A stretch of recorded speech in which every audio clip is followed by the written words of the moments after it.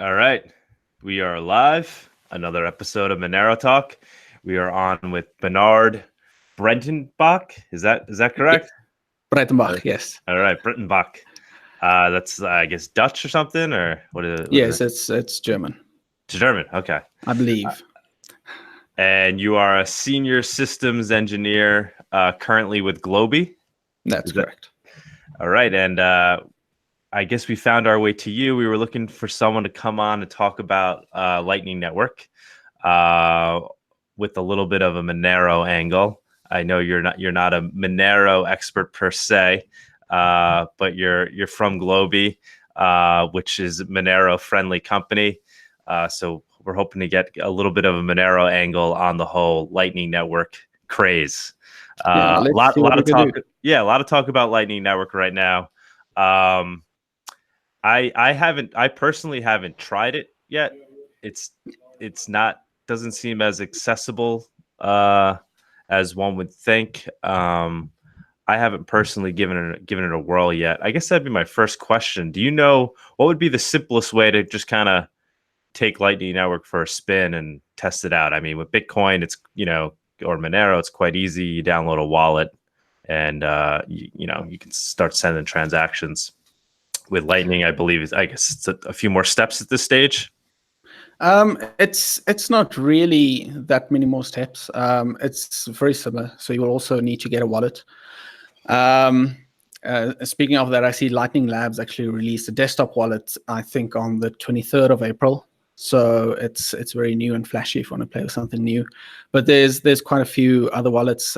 Blue Wallet, I know is one. For Android, there's the Bitcoin Lightning wallet and the Eclair wallet that you can play around with. Download the wallet. Then you just need to find someone to open a channel with.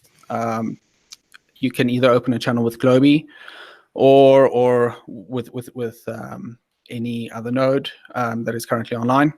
What is the process? Similar, What is the process of opening a channel? When you say open a channel with Globee, how do I even know Globee is offering channels? How do I find these channels? yeah. How does that work? So similar to Bitcoin, you will need to put money into this wallet. So you will need to do an on-chain transaction to put money into your Lightning wallet. Then you can choose to use that Bitcoin to open a channel with anyone. So generally, there is the channel information that you need to get hold of. You can either use an explorer to find a node, or if you're doing a payment through Globee on our interstitial we actually present you with a QR code that you can just scan with your wallet, and it will open a channel to us. You also say the size of the channel, how much Bitcoin you want to put into this channel. It opens the channel. You wait about 3 blocks. After 3 blocks, the channel is open and functional, and then you can start making instant payments whenever you want. Mm. And so why would somebody do this? Why would somebody go and make a channel with Globee? What would be the reason behind this? So I think the biggest reason would be to avoid on-chain fees. So if you do a lot of purchases through one of our merchants, and you do that on a regular basis, instead of paying the on-chain fee every time that you want to make a payment, you can decide to open a Lightning channel with us. And then also the payments go through a lot quicker. Currently, if you were to go to your local coffee shop to buy some coffee, Bitcoin wouldn't really also be a feasible option, because you will have to sit there for an hour to wait for the confirmations to come in and the coffee shop to be happy that they have received the funds.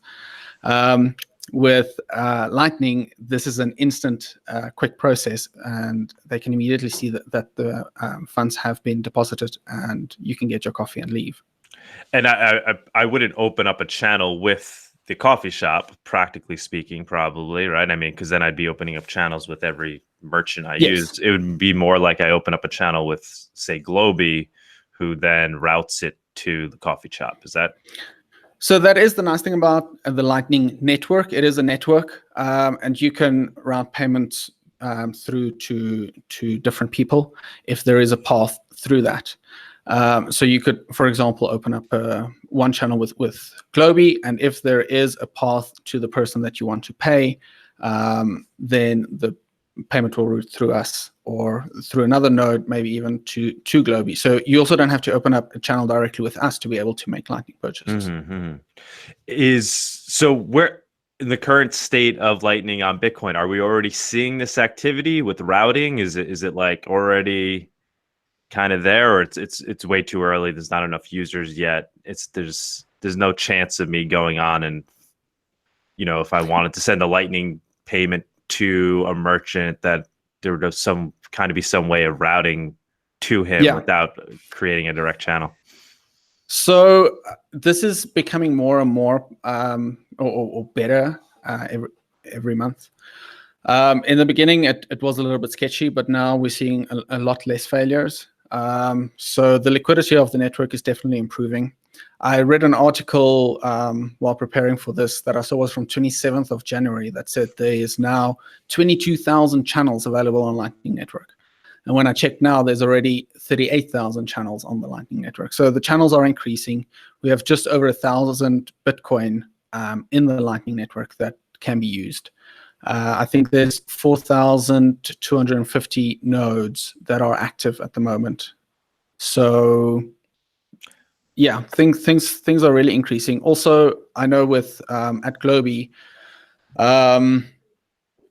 Lightning is, I think, our third most used payment option at this stage. So we're also seeing a large increase in people actually using Lightning. And just to say, I don't think it's always easy. I think that number could be higher even at Globee because there are some limitations in the maximum amount, as well as if you come to the interstitial and you want to make a payment, you can easily just make a Bitcoin payment. Or if you haven't opened up or started using Lightning before, it's a bit more complicated because now you have to first open a channel, wait 3 blocks, and then do the payment. So I think also in the current state of things, people are reluctant to open new channels when they want to pay, and a lot of people don't have channels open by the time they reach our website. So I definitely think things are increasing, and we are seeing a lot more activity on the Lightning Network. You mentioned payments failing due to liquidity issues. What does that? Yes. What do you mean by that? Why they fail? In what way are they failing? What would be an example of that?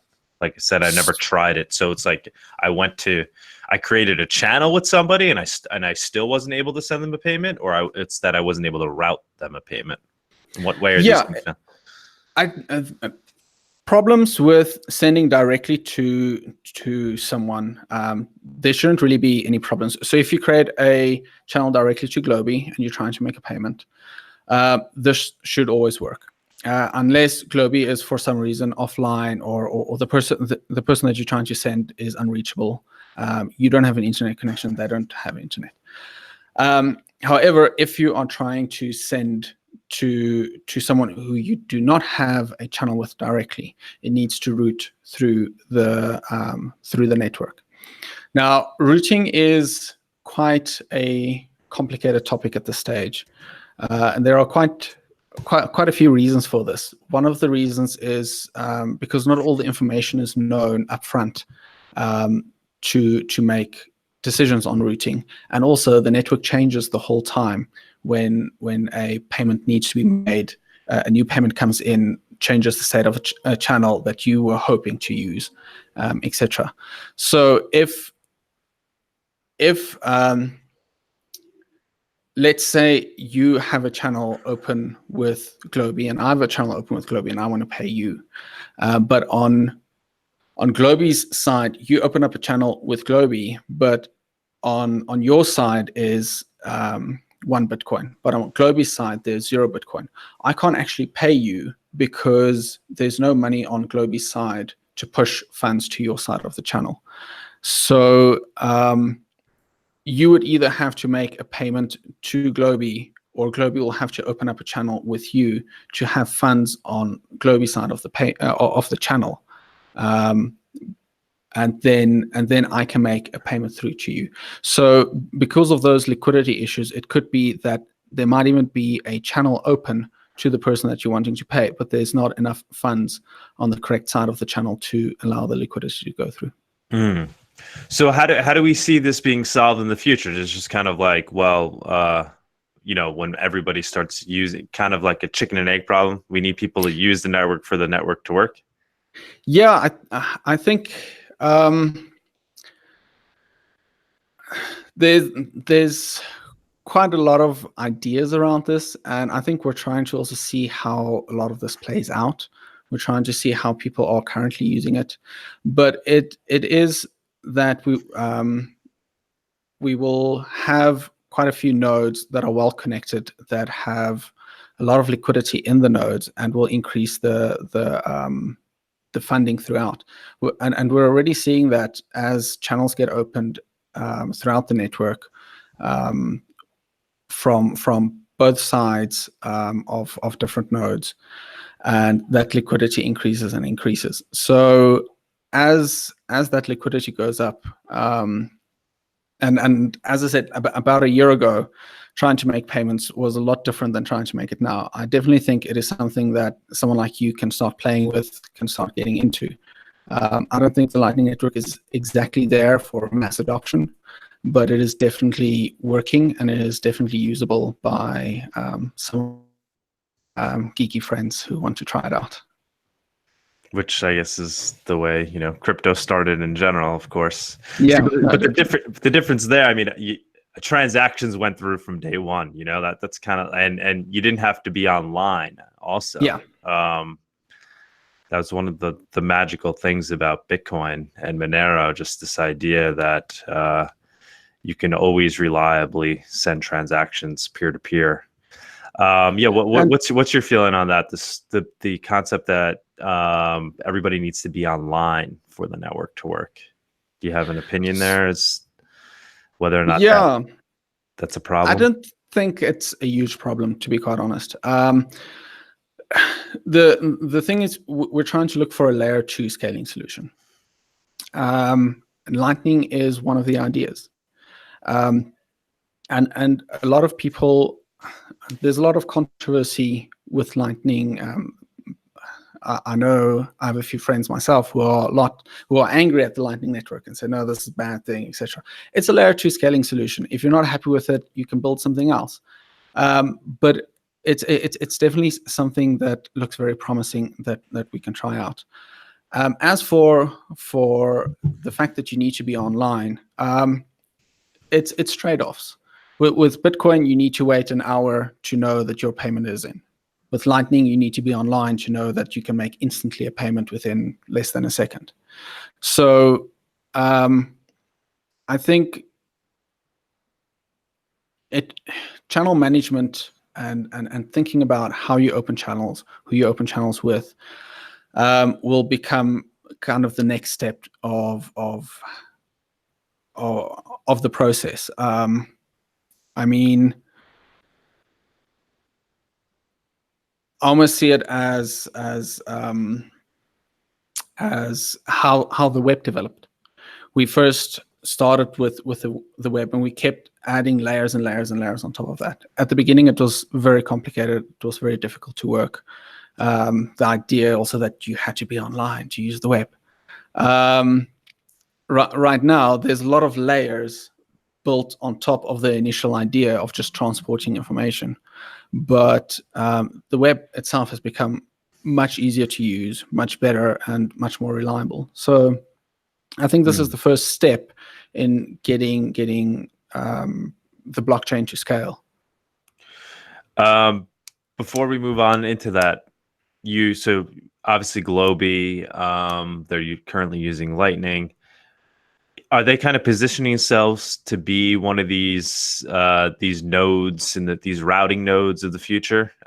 Is that going to be a thing? Are there going to be like big players in the space that will kind of be these like mega nodes that will help route the network? And is Globee kind of positioned to potentially be one of these? I think that whole idea of making money with Lightning as a super node or being a well-connected node hasn't realized much at this stage. People are at this point just playing with it and trying to help get liquidity up so that the network works. Looking into becoming a node, a well-connected node, to make profit from that, I think it's something that we'll only see much further into the future. Do you think that's kind of like the way the trajectory of it, though? Will it tend to I don't want to say centralize, but will large nodes tend to grow on the Lightning Network? Does that make sense for that to happen? I think so. I think you'll have people that will commit funds into upping the liquidity of the network, but they have to be rewarded for helping with that process. So you will get people who will try to profit from this process. But currently, I mean, it's like you pay 5 Satoshis almost for a payment on the Lightning network, sometimes up to 100 Satoshis. It's very, very low fees at this point, and not something that you can really, I want to say, is almost worth the effort. But it is interesting to see how people are starting to get more involved, and at least helping the network become more liquid. Mm-hmm. And then in speaking with that, one of the criticisms is, and I think this is one of the more of a kind of a long shot criticism, is the idea that will these nodes essentially kind of become banks in the eye of the law and have to do KYC, AML, kind of eroding a lot of the value proposition of Bitcoin itself, and creating these Lightning node banks where people need to know their customers, which would obviously make things very impractical. And I think we could talk about this more as well. One of the potential benefits of Lightning is privacy. But yeah, do you have any opinion on that? Have you heard that discussion that once nodes become large enough, they may have to become, responsible for the funds that are being transferred through them? So it's interesting. I know that question irritates Lightning people. It's interesting the way people think about this. It's almost like if we're going to launch the Lightning Network that affects Bitcoin, and now that will degrade Bitcoin.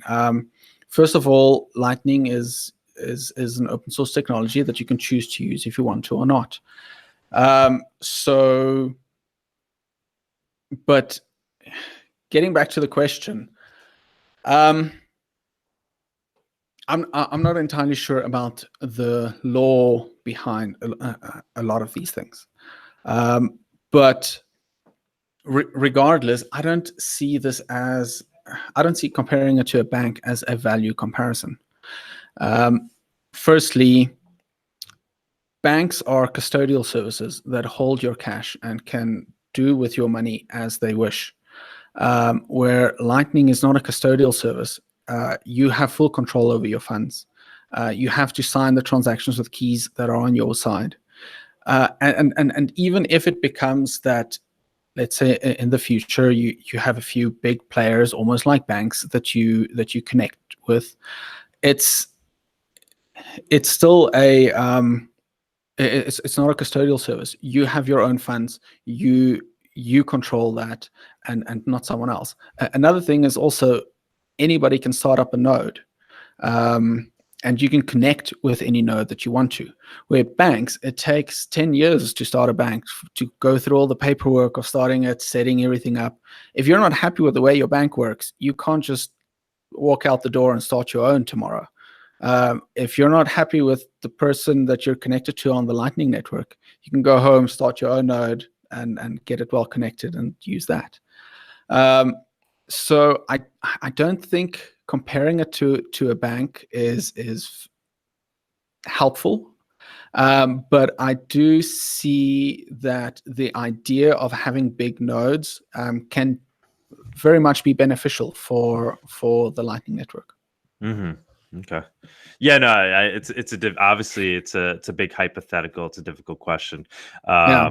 But I do know Peter Van Valkenburg of Coin Center was recently interviewed on what Bitcoin did, and he gave very legal technical answers, and he didn't he's not ignoring the issue. He thinks there's potential there. It's something to consider in the eyes of the law, that because they may there is a potential interpretation, Yes. but there's obviously, like you're saying, it would be extremely impractical for regulators to consider Lightning nodes essentially banks or money transmitters, and you start to then move towards, well, are miners also falling within this definition as well, things like that. Because as well, I almost feel like in a Lightning node doesn't hold your funds. It's not a custodial fund. The funds are still on the blockchain, and the permissions of the funds are almost just changed. But you still, someone else doesn't hold your funds, and that is generally where regulation comes in, is to make sure that nobody who holds your funds can take it and use it for their own private use. And with a Lightning node, it's not like they can use your funds however they please. So it's not a custodial service unless the law sees it differently in some way. Right, which is ultimately, I mean, the governments can do whatever they, essentially whatever they wish. So if they decide to define it that way, then I guess what would happen is then you would just have a lot less nodes, and you would just have nodes run by those who are capable of getting the proper licensing, which would start to defeat the purpose. I personally, the constant theme in this show is obviously Monero. And really more so is digital cash. That's what I always see as the value proposition of all this, or at least what I'm most interested in as being what the invention was when Bitcoin was created, and what I think Monero kind of further perfected. Do you think Lightning is a step in the direction of improving digital cash? Is it getting us? Is it an improvement? Or is it potentially kind of move us away from digital cash with what some of these other things we're talking about? Do you have an opinion there? Does Lightning help get us closer towards the dream of digital cash? I definitely think it helps getting us closer. We need a layer 2 scaling solution. And the nice thing is that a lot of people can start working on different solutions. Lightning is currently the best idea that we have, and it is improving every day. And even if Lightning doesn't work out, there is so much that we can learn from Lightning for possibly the next layer 2. It might also come out that Lightning is the perfect solution, and we can build a layer 3 solution again on top of Lightning. But these kind of solutions will definitely help. Also, the fact that Lightning is instant, that you can go to a shop, make a purchase, and walk out the door immediately. In my eyes, it's even faster than credit card, because credit card is also just a trusted party promising another trusted party that the funds will get there. But you didn't really transfer any value when you swipe your credit card. When you make a Lightning payment, you literally transferring value instantly, immediately. And we need solutions that will allow us to make instant payments when you're out and about. So yeah, that is kind of where Lightning evolved from, right? Just this idea of realizing that Bitcoin can't scale. We can't have all the transactions on chain. Obviously, there are those that disagree with that. You have the big blockers versus small blockers. But how about in the eyes of Monero itself? So Monero has the dynamic block size, which if you listen to Arctic Mind, is a big believer in the fact that Monero is architected in a way that can scale in those terms. Obviously, the blockchain itself gets large and it becomes hard to run full nodes. But this idea that blocks are dynamic. Do you have an opinion there on Monero itself and the way it's architected? And being able to scale and have transactions on chain versus moving to a second layer? I love the idea that of the blocks, dynamic block sizes. However, you still want to keep your block sizes small.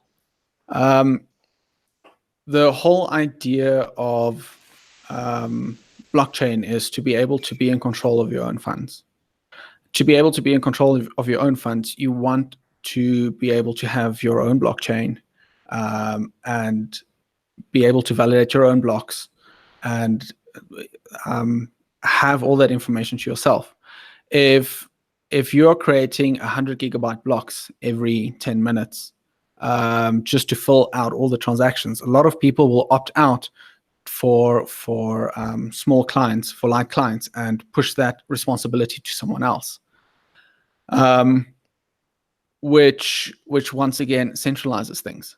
So to me, in the need to keep things decentralized, it is important to make mining easy, easy in terms of not raise the bar too high in terms of requiring extremely fast internet connections, requiring extremely fast and extremely expensive hardware. Also, just to have the blockchain locally on your machine. If there was a 100 gig or even a 1 gig block size being formed every 10 minutes, you would require extremely fast internet, a very strong computer to validate all that every time it comes out. And I think that starts to centralize the network more and more to people who have money to do that.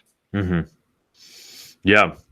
I mean, my hope is that Monero kind of grows in tandem with the actual growth of its use, which appears to be the case.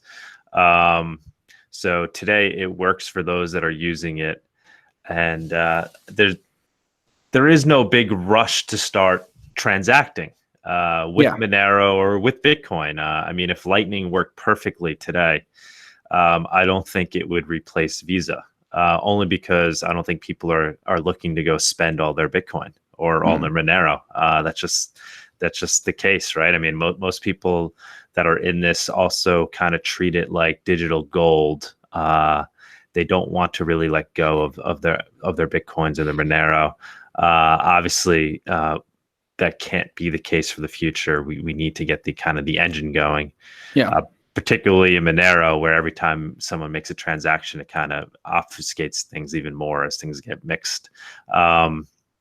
So, I mean, do you have an opinion there on kind of is Lightning Network even necessary right now? Do we need layer 2 yet? Should we just kind of be worrying about doing like what Monero does? Let's perfect layer 1. Let's make it fungible. Let's make it digital cash on just focus here. And everything else will fall in place later as the demand is really there to start transferring these things to buy coffee. So once again, I think Lightning is a separate system. Just because we're working on Lightning does not mean we're not working on the first blockchain layer. We're still doing improvements there and we're still working. But there is now a group of people who are experimenting with other technologies. We've seen how long it has taken for us to get where we are with Lightning. So I don't think we're starting too early. I don't think it is very, very necessary at the moment. We can make all the payments that we want. And as you said, a lot of people aren't transacting a lot with Bitcoin at this very time. But then you look at, was it a year and a half ago when fees went up to $50 a transaction? In that period, it would have been great to have Lightning as an option. And I would love to get back to that period where there is a lot of transactions happening. People are actually spending Bitcoin for whatever cause. And the more people that we are going to get onto Bitcoin or onto the blockchain or cryptocurrency, the more transactions are going to happen. And we need to be ready for those transactions to start happening. So how about just focusing on Lightning and with the lens of Monero? So there's a few big topics. One, does Lightning on Bitcoin potentially make Monero less useful in that now you'll have private transactions on Bitcoin? I guess that's the first big question. Does it add fungibility to Bitcoin? What's your opinion on that? That's actually quite a complicated question. In short, I don't think so. You still have a channel on-chain transaction to open up a channel that is still public, and you know which transaction opened up the channel. So you still know in terms of fungibility what Bitcoin was used to create that. Once on the Lightning Network, you can, in theory, spend that money with anyone, and that is not traced or tracked. So yes, it is a bit more private. It is more secure in that sense. But on one sense, people can decide not to open channels with you because of the Bitcoin that you're using. They can decide to close channels with nodes who have channels open with people who have Bitcoin or stolen Bitcoin or things like that.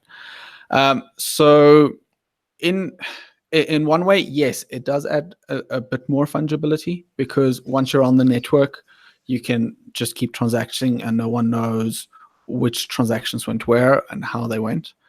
And that is a lot more secure, but there is still the knowledge of which Bitcoin opened what channel. And so is the idea that metadata of knowing the onboarding and the offboarding of coins from the second layer to the first and back, that could potentially reveal identities and things like that, or not identities, but be able to track coins even with Lightning? Is it that once you move on and off, you're kind of leaking some data?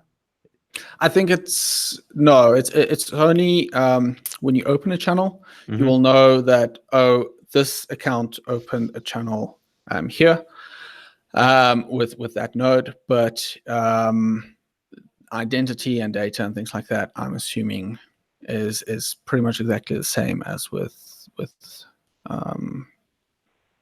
Bitcoin in terms of you just see the funding transaction and then you see the result of the channel in the end when it closes again. So you'll see, this guy opened a channel with 1 Bitcoin, and now later he closed with 0.5 Bitcoin, and the other side received 0.5 Bitcoin. Where that money really went is not visible on the Lightning Network. Right. Yeah, I don't know. There are some things.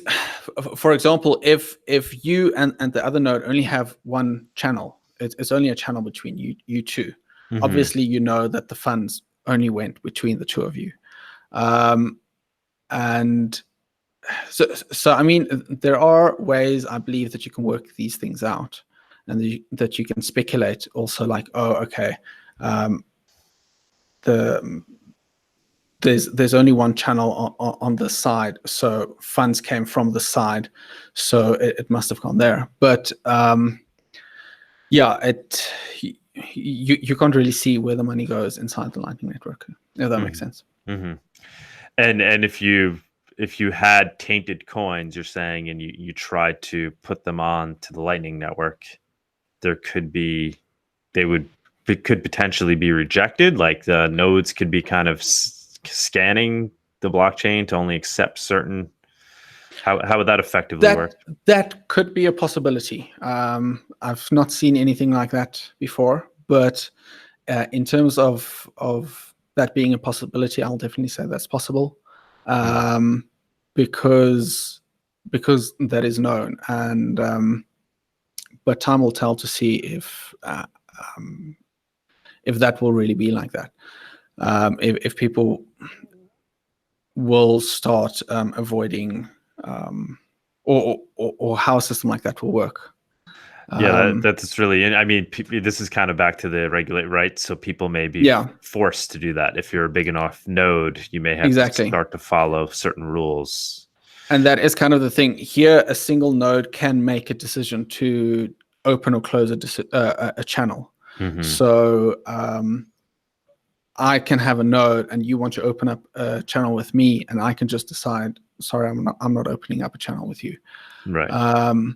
So I can make those decisions. Where with Bitcoin, if I want to pay you or Monero, I just need your address, and if I have your address, you don't have a choice if you're going to receive my money or not.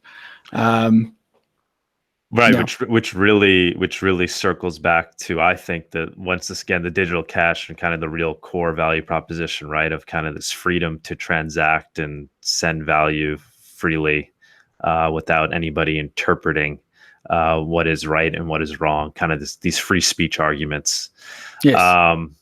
So yeah, I mean, those are my hesitations with Light. That's really getting to the core of where my hesitations lie with Lightning. Does it start to that's the kind of that original question, does it help or hurt this digital cash concept? So obviously you could zap transactions around quicker. It feels more like cash in that respect, but are you losing some of this censorship resistance in that now you may have these gatekeepers who are saying, well, are those clean coins? Are those tainted coins? And then, using their own interpretation as to what they consider tainted, right? So, well, then let's have a look at this again on Monero. Monero, you won't have that problem because the initial on-chain transaction is not visible. So you won't know where those coins came from. And therefore, this whole issue is also completely different again on Monero. The thing is more, I think, Bitcoin isn't fungible, so therefore the Lightning on Bitcoin is probably a little bit more fungible, but also similar to Bitcoin. On Monero, there won't be that issue. Right. So, yeah, good segue. So, Lightning on Monero could kind of be an ideal in that you have base layer fungibility. Which then translates into the second layer. Exactly. And now you have a layer for quick transactions, but you're not potentially losing any or creating these gatekeepers because the coins are fungible on the base layer. So there is no way to kind of censor what comes in and out of the second layer. There's also another concept there too. I mean, people talk about Monero potentially being better architected to support a second layer like Lightning because of things like the tail emission. Because one of the fears is if everybody moves to the second layer on Bitcoin, then there won't be any transactions on the base layer, and you won't have miners mining, right? Mining would become extremely centralized. Do you have an opinion there on that idea of tail emission kind of being the fuel that can run the second layer? Firstly, I don't think you will stop using the base layer. Large payments, first of all, will be on the blockchain. Lightning is great for small payments. But if you're going to pay, like if you're going to pay for a cup of coffee and your fee is $1 on chain, it's not reasonable. But if you're going to pay for a car and your fee is $1, then it's not a problem. So I think that there are different times when different technologies will also be usable. And I actually did a little bit of math. If we were 10 million people trying to open, so just taking into account the amount of people who actually have a Visa card and who use Visas. So if we're moving to the point where we are trying to replace Visa and other systems, if we take a very small number like 10 million people, and we say on Bitcoin, for example, 7 transactions a second, it will take 16 days of full blocks to open a channel for every person. If that channel is used up or closed for any reason, they will have to go through the process again. But that does mean that if all 10 million people want to open on the same day, the last person is going to have to wait for about 16, 17 days. And that's given that there's no other transactions done on the blockchain. So even though tail emissions help to keep miners incentivized, I don't think that a second layer will necessarily remove transactions. It will just make it easier to or allow for more payments to be made on a second layer. Mm-hmm. Well, wait, so, but this idea that it would take, days to, or potentially months, right, to onboard, everybody, to create the Visa network, it would take, I don't know, a year. I mean, it would take a long time to do that, right? So, but that's another. Yeah, that's a whole other topic, and that's right? where I believe block sizes can actually make a difference. So making the blocks bigger, you could pull them down. But I'm also sure like all 10 million people won't decide today to open up channels. And hopefully by then we maybe even have a level 3 to start mitigating even more transactions to the blockchain. All of these things will help mitigate or divert some of the transactions away from the blockchain. But all I'm trying to say is that we will still have transactions on the blockchain. It won't remove them. And I believe the miners will still get their fees. And it might actually even help, because then a full block, if you were to pay $50 to open up a channel that lasts, let's say, a year, paying $50 isn't a problem, because this channel lasts you a year. But if you're going to pay $50 to buy coffee, then the fees need to be lower, so the miners actually get less money in the end. So it's also kind of a value proposition to say, oh, I'm opening a channel, I don't mind paying high fees for this. Got somebody? So yeah. So the tail emission on Monero, you don't really see that as playing into this at all, this kind of where Lightning is going and having it on Monero versus what it looks like on Bitcoin. It's not really, I mean, we know, I guess what is nice about it is the hypothetical doesn't even exist, right? Because we know Monero will always be mined. Kind of guessing what the future of Bitcoin will look like is really that. It's a guess. Nobody knows, right? Nobody knows if it's going to be a problem if everybody starts to move to layer 2. So I guess there is a positive there, and that it just eliminates the potential negative scenario, because it just won't exist. It's not a possibility on Monero, because you will always have mining. Yeah. No, I think tail emission in itself is a good thing, because you always get lost coins. You will always decrease the amount of available or spendable coins, and having tail emissions just kind of keeps that up and keeps miners interested. So that in itself is I'm not complaining about, but I don't think it makes a difference in terms of Lightning or a layer 2 solution, because layer 2 doesn't replace the blockchain. It just uses the blockchain and makes it easier for transactions. But we don't know. Well, we don't know what's gonna. I mean, you do hear those saying that Lightning everybody will be transacting on Lightning, and it will no longer essentially make sense to use the base layer. So I think that's where that kind of argument comes from. So what would Lightning on Monero look like? What would it entail? I mean, is it feasible? Can we put Lightning on Monero? And it's just kind of a matter of time.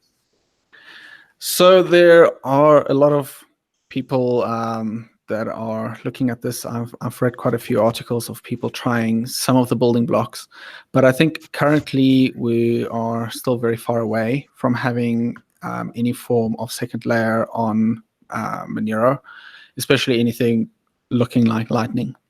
I spoke to Ricardo and to see what he also says, and he said he wouldn't expect to particularly see anything in the next 12 to 24 months at least. So I think we're still far away from that side, but there are people working on some of the smaller building blocks that will allow a layer to be able to be worked on. Yeah. What are some of the hurdles here? What does big Monero have to do structurally to make it happen? So, as I said, I'm not 100% in tune with everything that's happening on Monero, but there are things like the whole time lock contracts to be able to lock a multi-sig payment for a certain amount of time until the other party has the correct information to unlock those payments. And as far as I understand, that is there's no real idea of exactly how to do that in Monero at the moment. Mm-hmm. And we'll have to see if that realizes. But we've seen some very interesting things being worked on and come to realization in the past. So we'll have to see where this goes. Is Globee working on it at all, or who do we know who's working on these things? I think it is a lot of more how can I say, individual guys who have spent some time on this. I don't have the names or the articles in front of me at the moment, but yeah, that is something to look into. Okay, I see Kevin making some comments here. Monero use cases, large amount transactions with privacy and on-chain security. Small amounts don't matter and are well handled by Bitcoin Lightning Network. That's kind of an interesting way of looking at it. The potential future might be that Monero is the coin that's used to make large, secure transactions, and Bitcoin becomes kind of like the network for making kind of everyday Visa quick transactions, because you'll have the Lightning Network running on Bitcoin and the base layer potentially not being as secure if everybody's using layer 2. I don't know. That's definitely another Monero angle.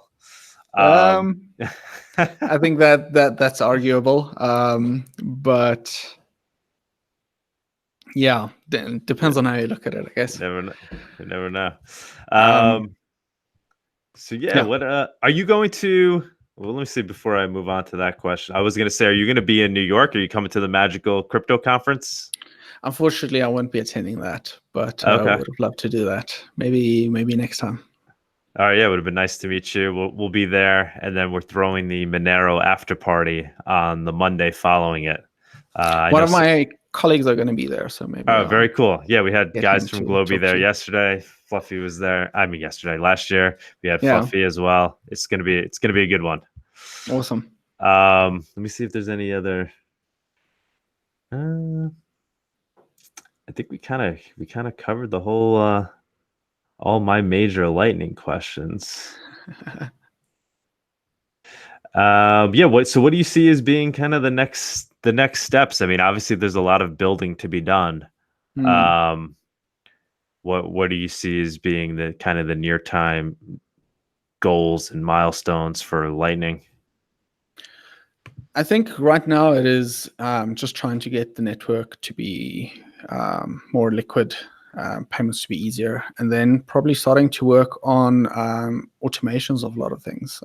There's been a lot of work put into autopilots, which pretty much open and close channels for you depending on what makes sense and depending on who you pay. But I think that's still it's still a somewhat too manual process.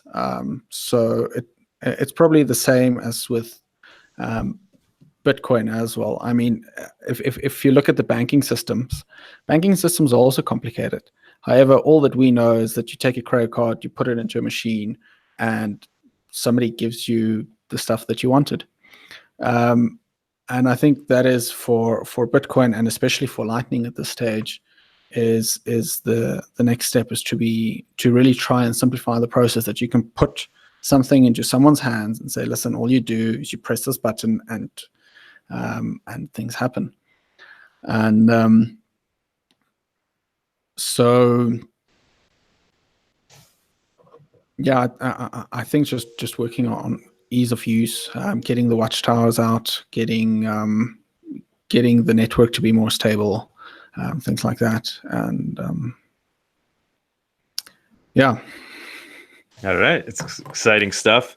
Yeah, would love to stay in touch. If you ever, make any headway or hear who's making headway on Lightning on Monero, please let me know. Would love to kind of go further down that rabbit hole of exploring Lightning on Monero itself, and what practically is happening if we're actually making strides towards that. It was great talking to you. It's great talking to you. Yeah, no, thanks for the invite. Thanks a lot, man. I do want to mention, because we talked about Magical. Oh, just all the great speakers that are going to be there. I mean, we have Adam Back, Elizabeth Stark, who obviously knows a thing or two about Lightning. Will be at the Magical Crypto Conference. Maybe we'll get to interview her there. That would be very cool. Some big guns: Peter Todd, Ricardo Spagni. I don't know, never heard of that guy. Luke Dash Jr. Yeah, so it's going to be pretty cool. I'm excited about the Magical Crypto Conference. Are you going to be in Denver for the conference out there, the Monero one? No, I don't think I'll be going there either. Okay. Fortunately, stuck here on the southern point of Africa, so it's a long trip there. But we got to do a Monero conference over there. Is that the? I think that is what should probably happen. We should get all the guys to come this way. Then I can just drive over. All right, man. I really appreciate it. Thank you so much. Yeah, it was really good to be on the show. And like I said, if you're if you learn anything new about Lightning on Monero, please do let us know. We want to continue to explore that. That's an interesting topic. Awesome. Definitely will. All right. Have a good one. Talk to you too. Bye. Cheers. Bye.